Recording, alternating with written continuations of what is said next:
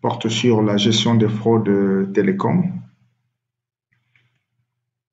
Elle va être effectuée par moi, Eddy, ancien IAI, à la communauté des anciens IAI. J'ai 15 années d'expérience parce que diplômé de l'Institut africain d'informatique en 2004. À l'issue de cela, j'ai connu un court parcours dans une 2S2I, ensuite à peu près 14 années, exactement 14 années, dans le milieu de la téléphonie mobile où j'ai successivement travaillé dans les fonctions de SI, puis de contrôle de gestion, puis de management des risques. Donc, je vous propose aujourd'hui, à la demande de notre cher ami Marthe, qui a coordonné de bout en bout cette initiative, de parler des fraudes telco, des fraudes télécom, c'est-à-dire de faire un état des lieux. Ensuite, nous allons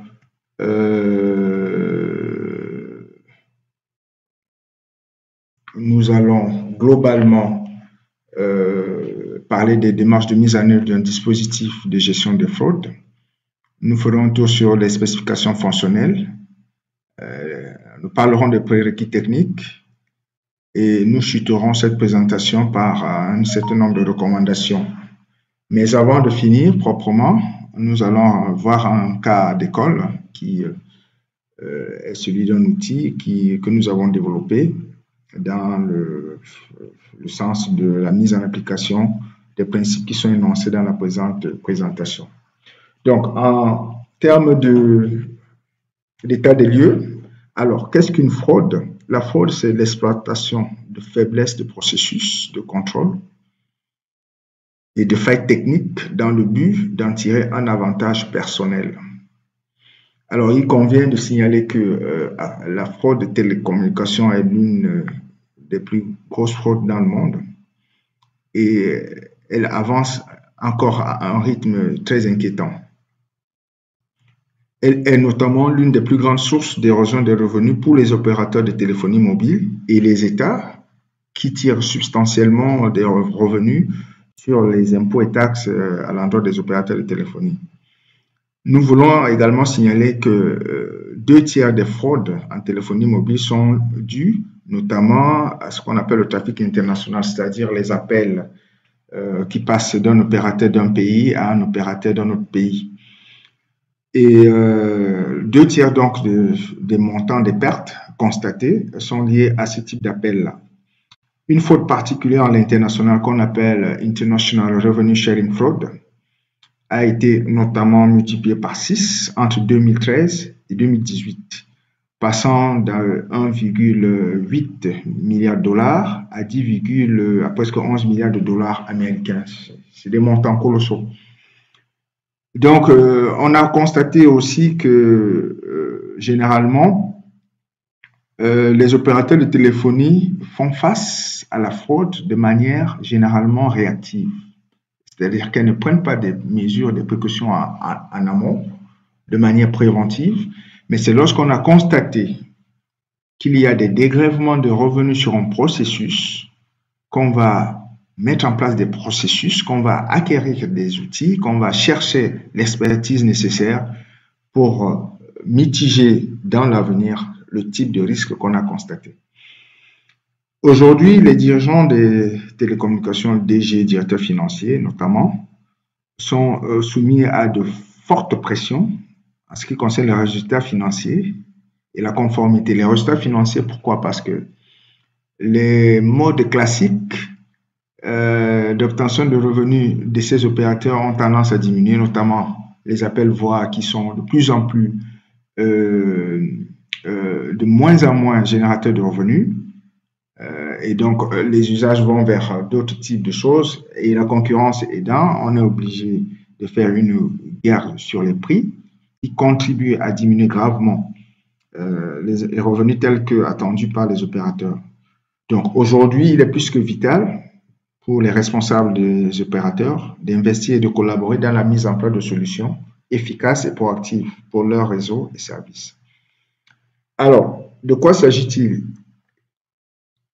On a observé source CFCA, qui est l'organisme mondial de surveillance et de recommandation de conseils sur en ce qui concerne la fraude, et notamment la fraude dans les communications, qu'il y a pour 17 520 milliards de francs CFA de fraude en 2017 dans le domaine de la téléphonie mobile, c'est-à-dire à peu près 30 milliards.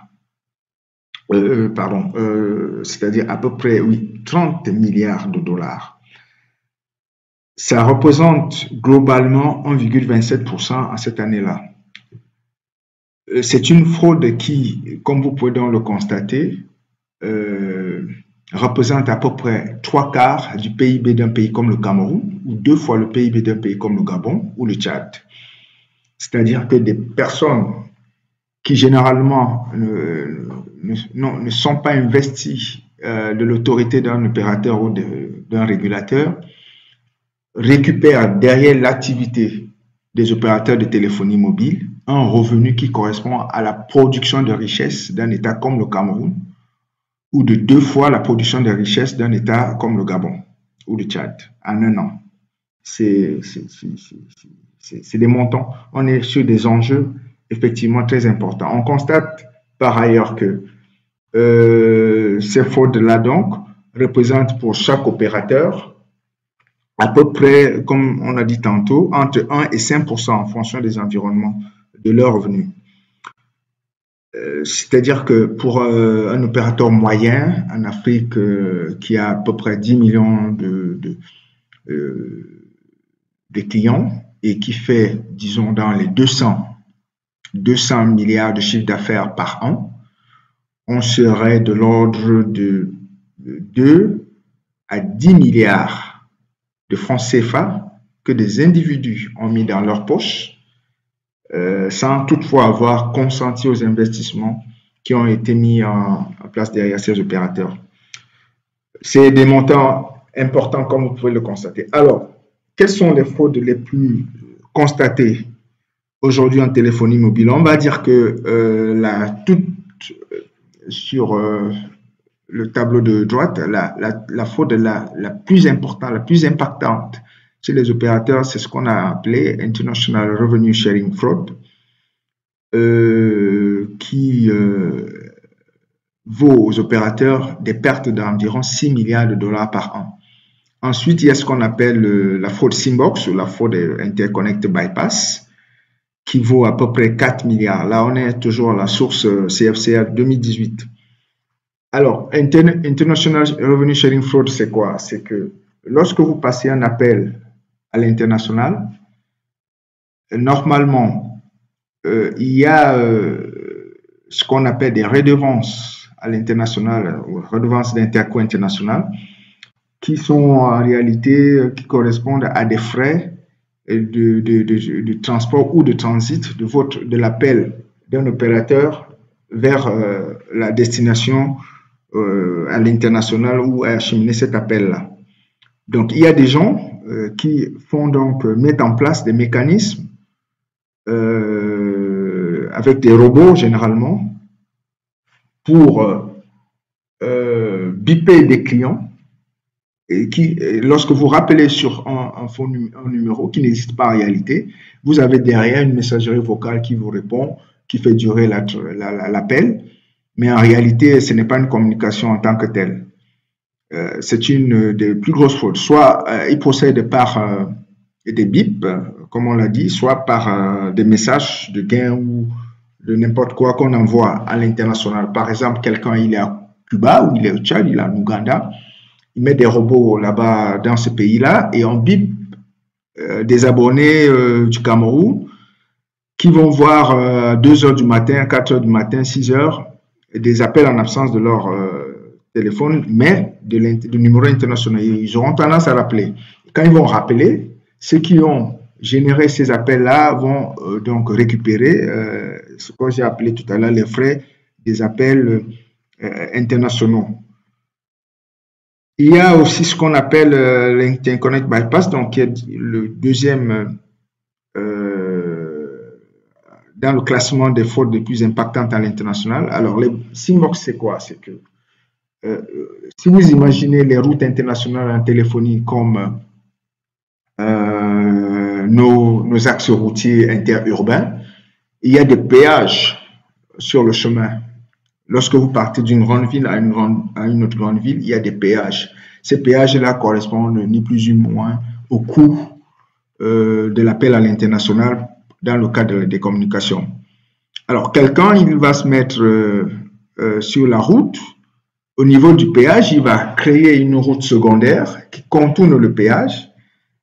Et les usagers qui vont venir pour passer la voie, il va leur proposer, plutôt que d'aller sur le tronçon régulier en payant le péage légitime, il va leur proposer de passer par sa route secondaire, de contourner ce péage-là et de payer, disons, moitié prix du péage. Alors, il y a des gens donc qui font exactement qui mettent en place ce type de mécanisme pour contourner les péages internationaux en télécommunication et payer un peu beaucoup moins. Évidemment, la qualité des appels est légèrement dégradée, mais l'appel aboutit. Quelquefois, on perd même le numéro, la plupart du temps d'ailleurs, on perd le numéro de l'émetteur. Donc, vous allez recevoir un appel de l'international, sauf que ce n'est pas la personne qui vous a appelé, ce n'est pas son numéro qui s'affiche. Sauf, évidemment, on s'en fout. Tout ce qui est important, c'est de pouvoir passer notre appel. Maintenant, généralement, dans ce type de mécanisme-là, les opérateurs n'ont pas reçu les tarifs internationaux attendus de manière régulière. Et ce décalage-là, il va être reversé à ceux qui ont mis ces routes secondaires en place via notamment des dispositifs qu'on appelle SIMBOX. Il y a ce qu'on appelle l'arbitrage également. L'arbitrage, c'est quoi? Souvent, ça se fait même aussi localement et généralement à l'international. Toujours dans le cadre des appels internationaux, il y a entre les opérateurs et les transporteurs internationaux ce qu'on appelle des rapprochements, des réconciliations, un arbitrage à faire. Et donc, lors des réconciliations, on peut ne pas remonter dans les reportings financiers les chiffres réguliers et donc on va se retrouver avec une falsification de résultats pour envie de diminuer ou d'augmenter les frais qu'un opérateur doit légitimement payer. Donc, grosso modo, vous pouvez voir que on est sur des mécanismes quelquefois assez intelligents, mais quelquefois il s'agit tout simplement de fraude de type de vol, de détournement de crédits de communication, de création de tarifs fictifs, de crédits fictifs, de forfaits fictifs. Mais globalement, tout cela aboutit donc à l'important préjudice financier que nous avons vu sur le stade précédent. Alors, quel est l'impact de la faute? On va voir que chez les opérateurs, c'est évidemment la perte de revenus avec un incident sur les États qui prélèvent des taxes et des impôts sur à partir de ces opérateurs. On va constater qu'il y a évidemment un impact sur la marque et la réputation d'un opérateur. L'opérateur sera obligé parallèlement d'investir pour mieux satisfaire ses clients, pour essayer de redonner son image de marque, de redorer son image de marque, de conserver sa base clientèle, parce que quelquefois, lorsque un client a été victime d'une fraude ou d'une malversation, il peut churner, il peut aller à la concurrence pour le retenir.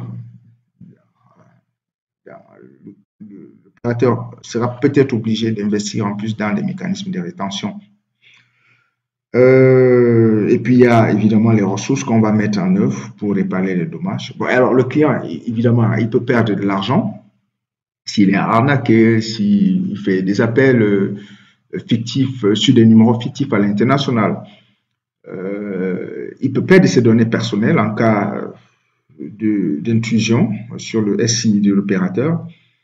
Et ça va lui coûter un temps fou pour récupérer ses données ou pour changer de téléphone ou pour changer de numéro, etc. Et puis, il y a évidemment tout ce qui est frustration, stress qui en découle. Alors, si on parle de la démarche de mise en œuvre, de quoi s'agit-il?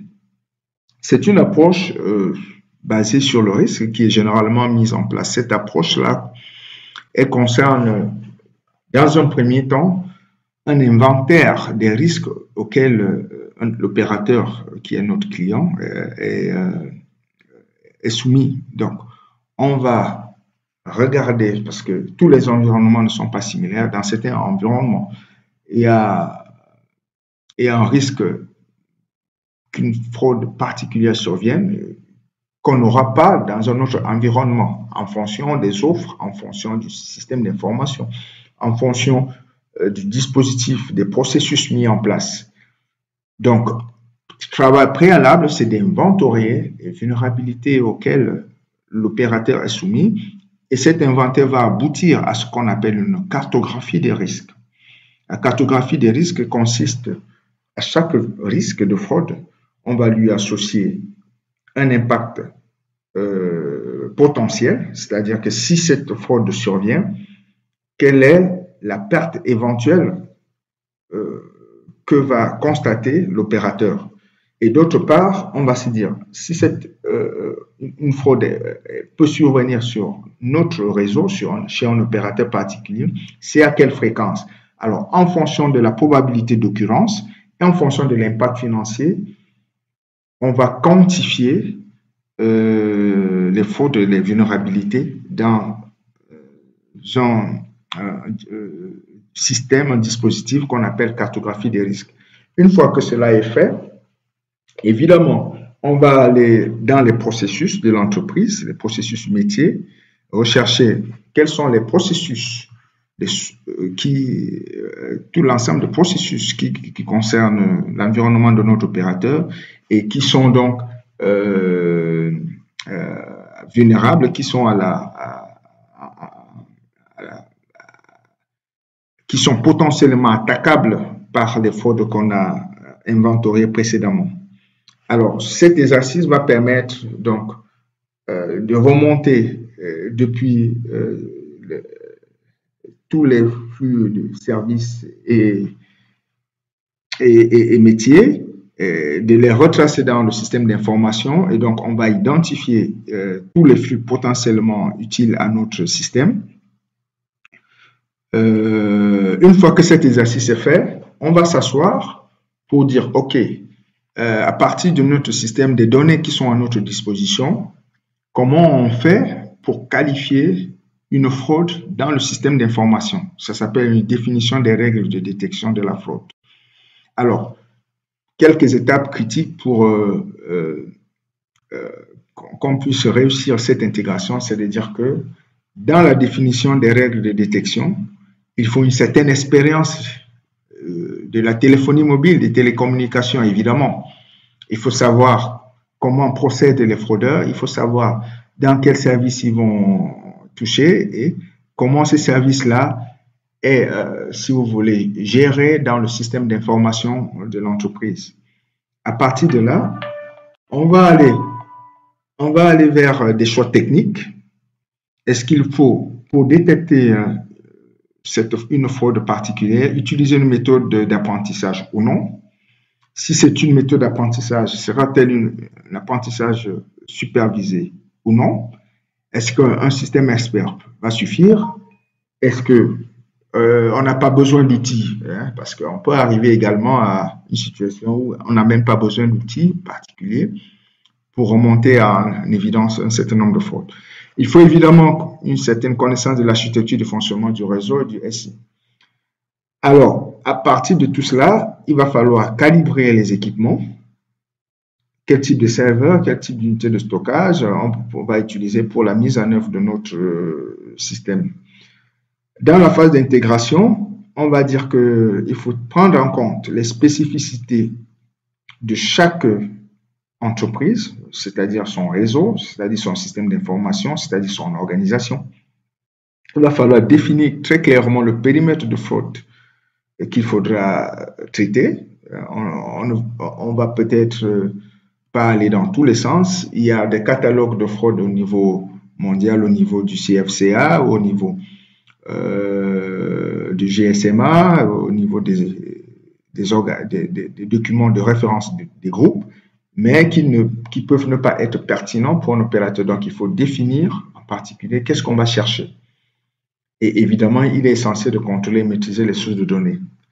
Ensuite, il faudra prévoir une phase de test fiable, précise, et qui va permettre donc de s'assurer que les règles qui ont été définies ont été correctement implémentées et que l'outil est prêt à fonctionner correctement. Alors, comment va fonctionner notre outil? On a défini 4 étapes très simples. Il y a une première étape de collecte des données, il y a une seconde étape de stockage de ces données-là, il y a une troisième étape qui va consister en traitement, et il y a une quatrième étape qui va constituer à la visualisation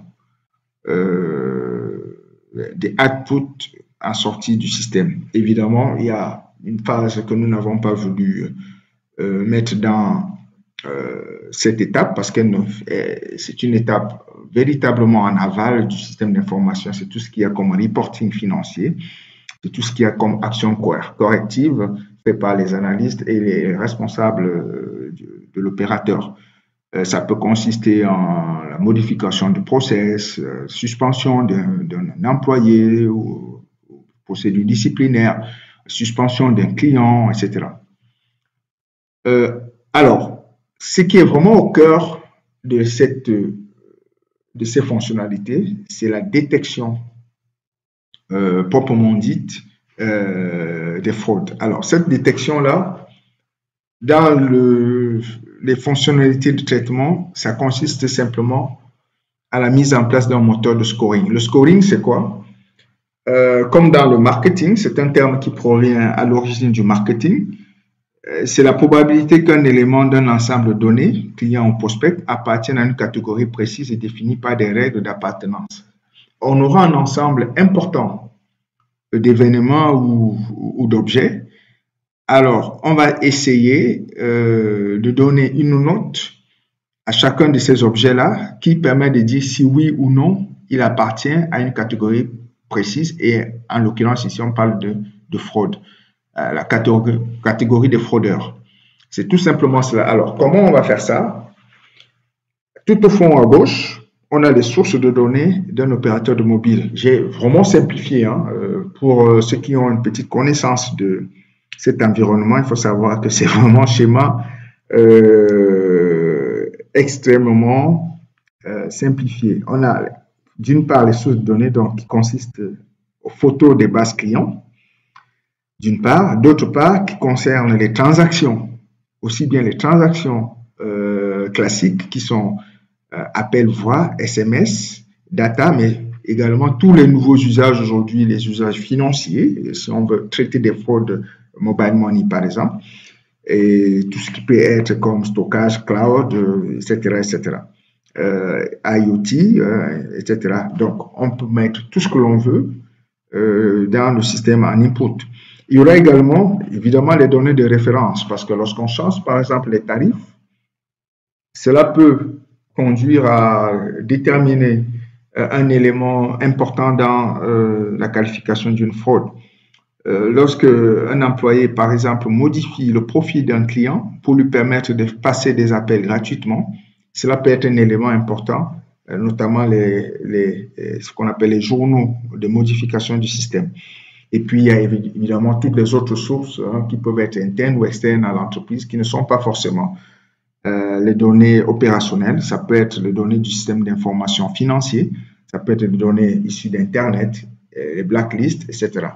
Alors, tout cela va rentrer dans un système de gestion de base de données organisé en table matricielle au format le plus optimal pour les traitements qui vont être faits par notre outil. Alors, on va simplifier ces données-là en ne retenant que les informations pertinentes au traitement qu'on aura préalablement définies dans la phase de définition des règles.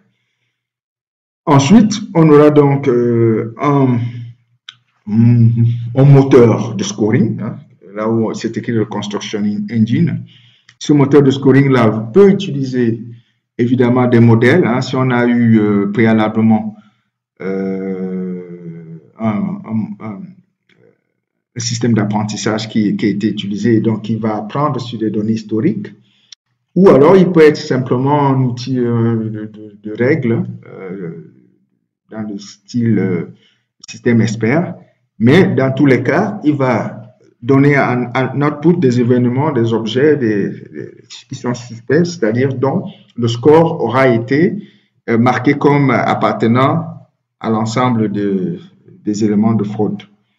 Ces éléments-là vont être envoyés à des analystes qui vont faire un traitement de ces cases-là, faire des rapports financiers, faire l'évaluation quantitative des pertes et puis éventuellement prendre des mesures correctives.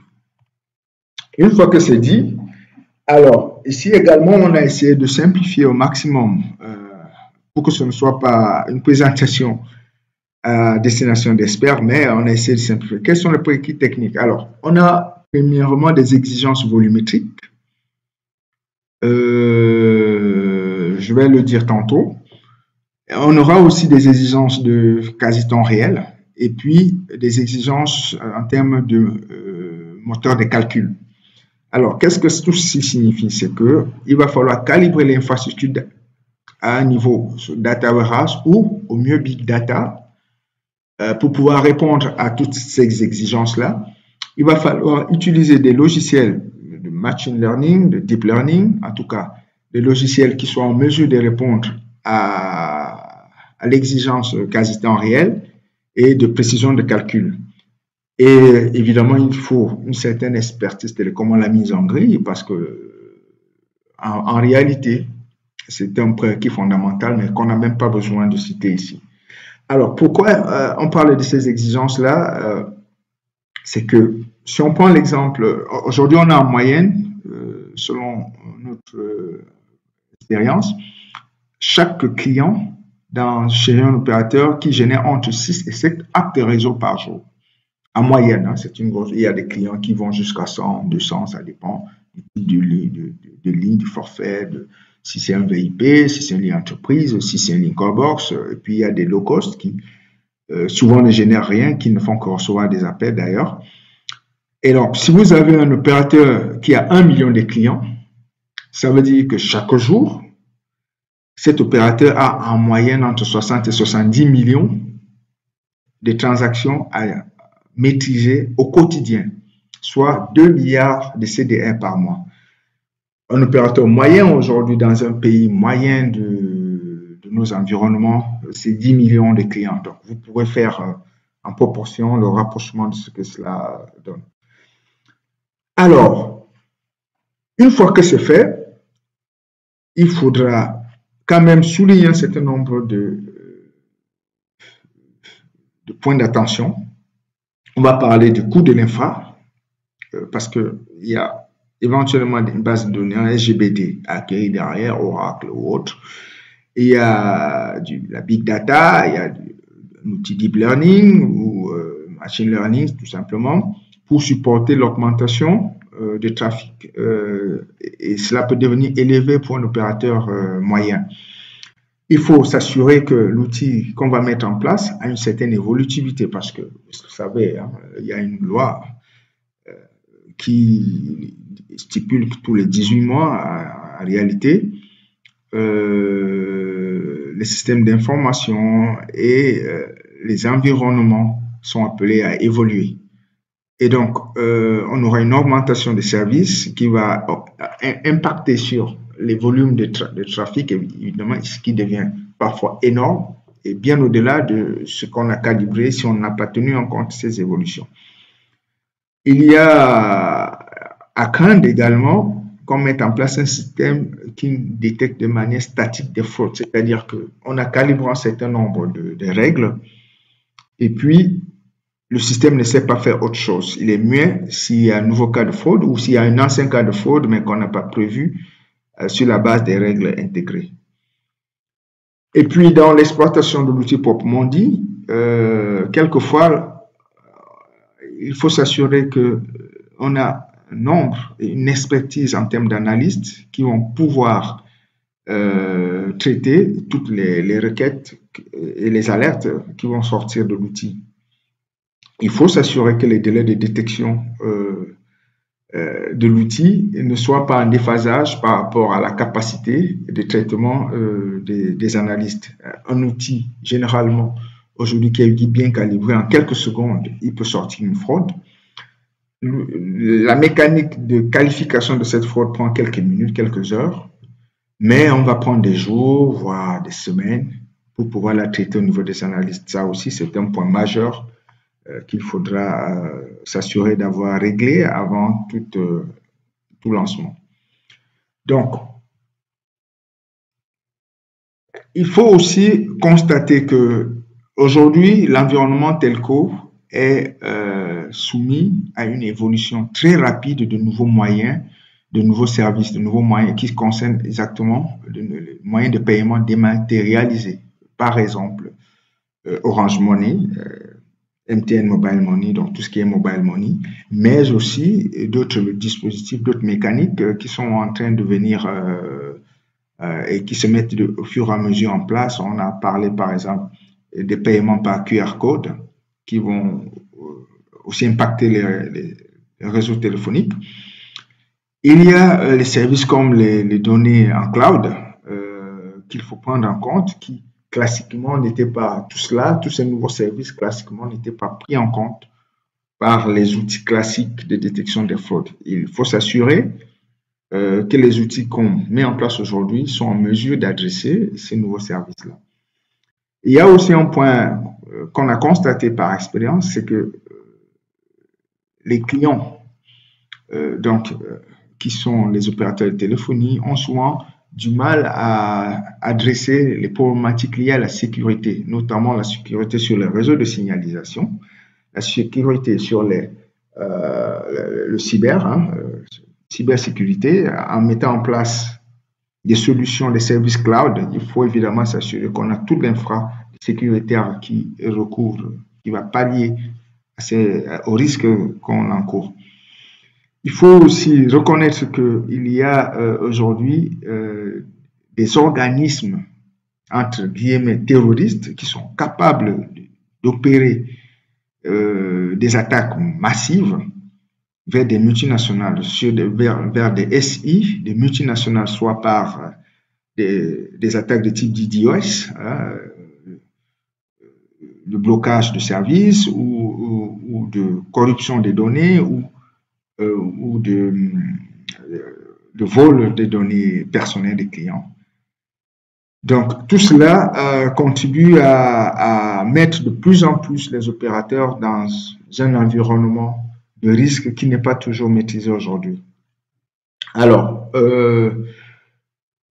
pour finir, si je reprends la démarche de tout à l'heure, on va simplement constater qu'il y a au niveau de chacune de notre démarche d'intégration un certain nombre d'outils qu'on a voulu indiquer ici. Ce n'est pas évidemment une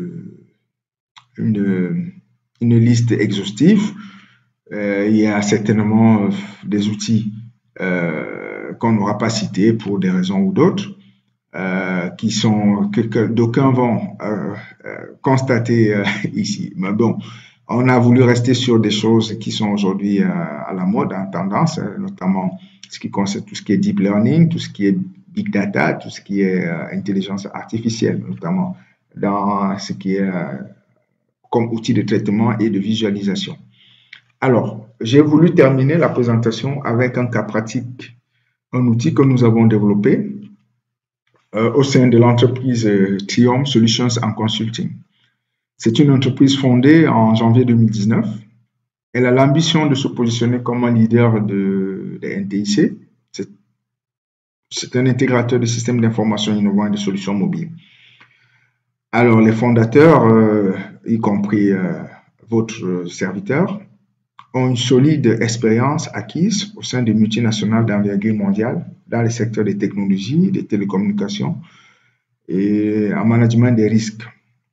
Alors, nos services, c'est d'abord, comme on l'a dit tantôt, un système d'information et applications mobiles, c'est-à-dire tout ce qui est développement et infra. le marketing et la communication digitale, et enfin l'audit, les services de consulting en audit, risque et cybersécurité.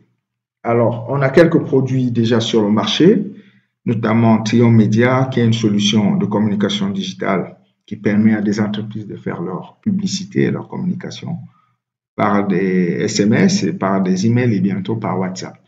Il y a une solution digitale pour l'éducation qui a été mise en place également, qui permet aux enseignants de diffuser leur contenu par Internet et à des élèves, quels qu'ils soient, où qu'ils soient, au Cameroun pour le moment, de pouvoir accéder à ce contenu moyennant des moyens de paiement mobiles. On a un outil de gestion de fautes qui est l'objet de la présente présentation, et on a également un outil Document Manager pour la gestion électronique de documents. Alors, la démarche, elle est classique. Vous avez une cartographie des fraudes mobile money. Donc, le use case concerne la gestion de fraude mobile money, précisément.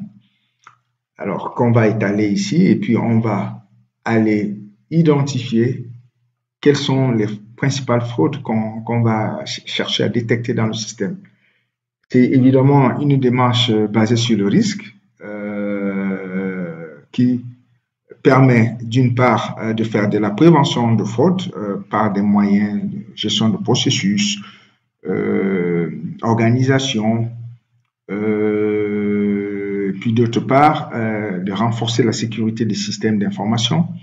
Et puis, nous, on va donc aller mettre en place un outil qui permet de faire la détection et le traitement des fraudes. Ceci, comment? Alors, tel qu'on l'a vu tout à l'heure, on va extraire, on va charger, on va transformer les données, on va mettre en place un moteur de règles, et on va publier les reportings et des alertes vers les utilisateurs. Alors, qu'est-ce qu'il faut dire? C'est que le logiciel a globalement deux modules, un monitor et une console pour les paramétrages. Il va permettre de faire la détection de transactions suspectes, il va permettre de faire détection de transactions immédiatement pour des comptes qui ont changé de support physique, par exemple, parce qu'il y a une fraude classique dans le mobile money, c'est de dire que quelqu'un fait un changement de carte SIM d'un autre client, et puis il essaie de récupérer son compte mobile money s'il a évidemment les credentials, les accès nécessaires. Donc, l'outil, on va le calibrer de manière à détecter des tentatives